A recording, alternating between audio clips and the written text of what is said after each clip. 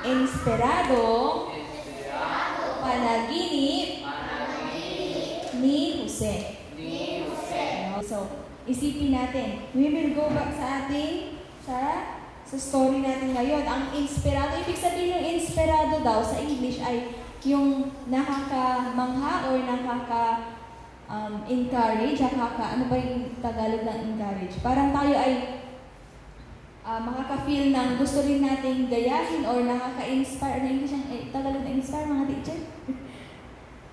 Yung tayo ay madadala dun sa mga experience niya or mga karanasan niya. No? Okay, so sabi dito, maraming taon na ang nananalangin si Raquel or sa English si Rachel po at si Jacob or si Jacob. Sino yung nananalangin na maraming beses? Si Raquel at si Jacob. Silang dalawa ay mag-asawa. Okay, so na magkaroon ng anak na lalaki. Sinagot ng Panginoon ang kanilang mga panalangin. Nang isilang si Jose. Si Jose ang paboritong anak ni Jacob. Sino yung anak na ipinanalangin ni Raquel at ni Jacob? Si Joseph. O, gamitin ko na lang si Rachel at si Jacob. Ano? Okay, so, sino yung pinalangin nila? Si Jose or si Joseph. Ano? Okay, si Jose ang paboritong anak ni Jacob. Sino daw yung paboritong anak ni Jacob? Si Jose. Okay. So, at binigyan niya si Jose ng isang espesyal na tunika. Alam niyo ba yung tunika? Tunika ay isang coat. Ano? Sabihin natin, coat. Okay, dahil di ba ngayon, ang damit natin ganyan na t-shirt, may ganito na, iba't iba na yung style. Noon, ang damit nila, para lang siyang, parang pare-pareho lang din sa babae, yung mahaba din, tapos ganito, may mahaba din dito, long sleeve, wala yung sleeveless na ganun, walang t-shirt. So, isang coat yung binigay sa kanya, kung nakakita na kayo, ano? Okay, so, nainggit ang 10 nakatatandang mga anak ni Jacob. Sino daw yung mga nainggit? Ibig sabihin ng nakatatanda ay yung mga mas nauna pang anak ni Jacob. Ano? Okay, so may mga kapatid pala si Jacob. Ayan. So, noong 17 or 17 years old, 17 taong gulang si Jose or si Joseph, nagkaroon siya ng inspiradong panaginip or meron siyang naging yung panaginip sa English ay dream. No, kayo po ba, ano po yung panaginip nyo kaninang umaga? Naalala nyo pa? Ano yung panaginip nyo? Minsan, yung panaginip natin, nasa cloud ako, lumilipad, gano'n. Minsan, yung panaginip natin, kasama ko yung best friend ko, magano. Naalala niyo yung panaginip nyo? Hindi na. Madalas nakakalimutan natin Pero si Joseph, hindi po. Sabi niya, yung inspiradong panaginip niya na nagtitipon siya ng ng mga butil sa bukid. Hindi siya butil talaga. Yung alam niyo yung naaani natin ng mga palay. Yan, nai-imagine niya, naiisip niya. Okay, isipin natin yung mga magsasaka kapag sila nagtanim, sila ay may maaani. Okay, so ganun yung panaginip niya, nasa bukid siya. Tapos kasama ang kanyang mga kapatid. Sino yung mga kasama niya? Yung kanyang mga kapatid. Okay, yung story dito sa atin ay ito. Okay. Ito. Nakikita niyo pa yung picture? Ayan o. Nasaan dyan si Joseph? Sa tingin niya, nasaan si Joseph dito? Yung maliit, sigurado po ba kayo? Di ba may binigay si papa niya sa kanya? Yung naka-coat na, yung may suot na, describe niyo nga or ilarawan niyo nga yung tunika o coat ni Joseph. Ilarawan niyo nga, ano yung nakikita niyo? Ano yun, Rian? Yung tunika niya yung yellow at green. Ito ba yun? Larawan natin. Ibig sabihin ay larawan. Pagbagitin natin yung mga nakikita natin. Kumpara dito sa mga nandito sa kanya na tabi, parang walang design yung kanilang coat. Ay yung kanilang mga damit. So ito yung tama ko kayo. Ito yung binigay ni father niya. Yan. Yung colorful at special. Naiiba sa lahat ng kanyang kapatid. Okay, nakikita niyo ba? Nakikita siya kayo yung gusto sabihin ni teacher? Kung paborito ka ng isang tao, bibigyan ka niya ng mga bagay na espesyal. Ganyan po yung nangyari kay Joseph. Okay. Nakita natin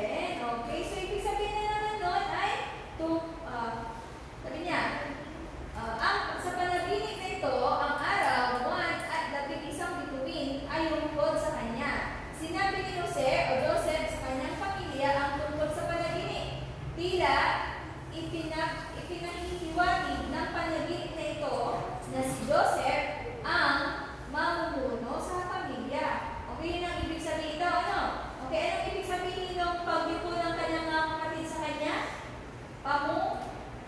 Pamumuno. Sabihin natin, pamumuno. Okay, sa English yung pamumuno, ang halimbawa nun, sa English ay leadership. Ano ibig sabihin? Siya yung mag-lead. Okay, halimbawa sa atin, sa barangay natin, kung meron tayong mga may lipunan tayo, may barangay tayo, meron tayong isang nag-lead, siya yung tinutuloy natin leader, ano? Barangay, captain, or punong barangay. Sa Tagalog, ayan, sa captain, ano? Parang gano'n, parang siya yung mag-lead sa family. Lalo pang nagalit kay Jose ang kanyang mga kapatid. So yung unang panaginip, nagalit na sila. Yung pangalang panaginip niya, sinabi niya ulit, nagalit na din yung kanyang mga kapatid. Okay, bakit kaya nagagalit sila? Hindi nila nagustuhan ang kanyang mga panaginip. Kaya pala sila nagagalit. Ano? Okay. Isang araw, ang mga kapatid ni Jose ay umalis. Saan sila pupunta? Okay, sa kanilang tahanan upang magpakain ng mga tupa. Ano pa pakainin ng kapatid niya? Tupa. Tupa.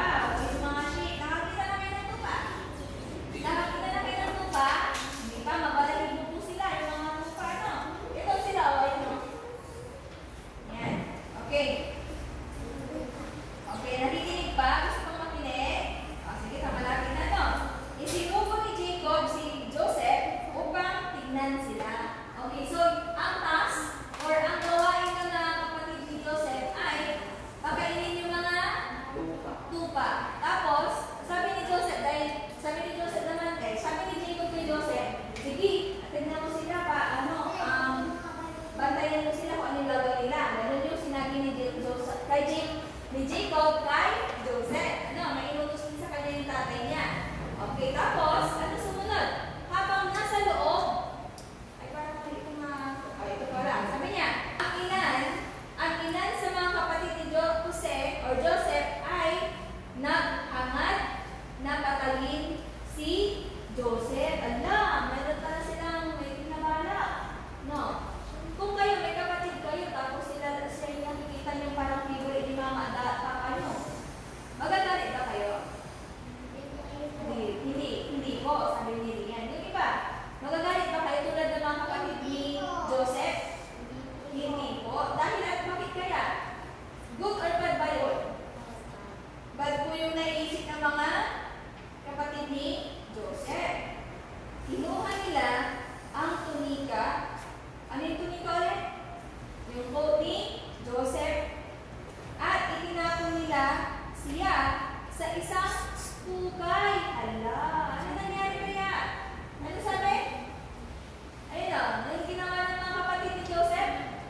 Kinuha si Joseph, kinuha yung kanyang coat. Sino nagbigay ng coat niya? Yung papa nila, ano?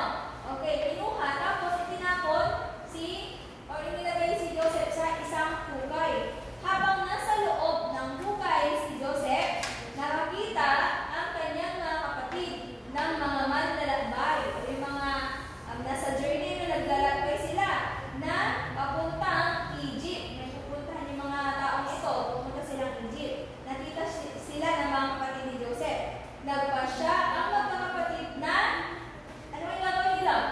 Una, dahil bad nga sila, naingit sila kay Joseph, o nag-isip sila na papatayin si Joseph, tapos, instead of papatayin ka agad, kinuha yung tunika, tapos, itinapon si Joseph sa hukay. Yung pangalawang naisip nila, mas bad pa, kasi iisipin niyo ba yung kapatid nyo, ibibenta nyo? Hindi. Yun ang ginawa ng mga kapatid ni Joseph. Ibinenta si Joseph sa mga taong dumadating na papuntang Egypt. Okay. Nagpasya ang magkakapatid na ibenta si Joseph sa mga manlalakbay bilang isang alipin, kapalit ng 20 piraso na pilak. Di ba pag ibinenta isang bagay, meron kapalit. Okay, ibinenta siya. Hindi na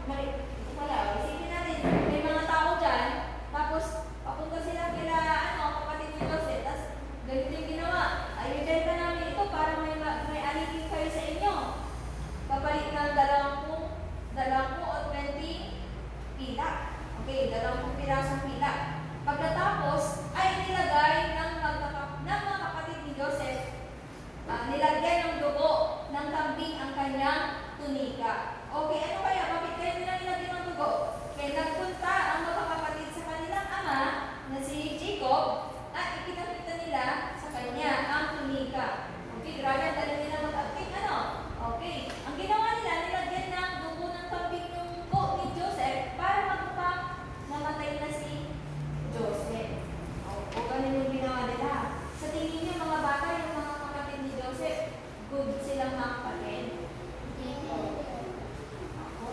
Okay, hindi sila good. Ano kasi dahil sa inggit, sila yung nakakapag-isip na hindi maganda para sa ibang tao, lalo na kapatid nila yun. Ano? Okay, tapos sumunod, nagsinungaling sila kay Jacob at sinabi nila sa kanya na patay o pinatay ng mababangis na hayop si Joseph. Grabe, unang ginawa nila, naisip nila, patayin si Joseph, tapos pangalawa, nilagay sa hukay. Pangatlo, ibinenta, kapalit ng 2 pirasong pila. Tapos, ano pa yung nangyayari kay Joseph? Magiging alipin siya sa mga tao pinagbentahan sa kanya. Tapos pang-apat, nagsinungaling sila kay papa nila. Sinabi nila, patay na si Joseph. Okay, so umiyak si Jacob dahil inakala niyang patay na si Joseph. Ngunit, buhay pa si Joseph. Siya ay nasa Egypt. Okay, malayo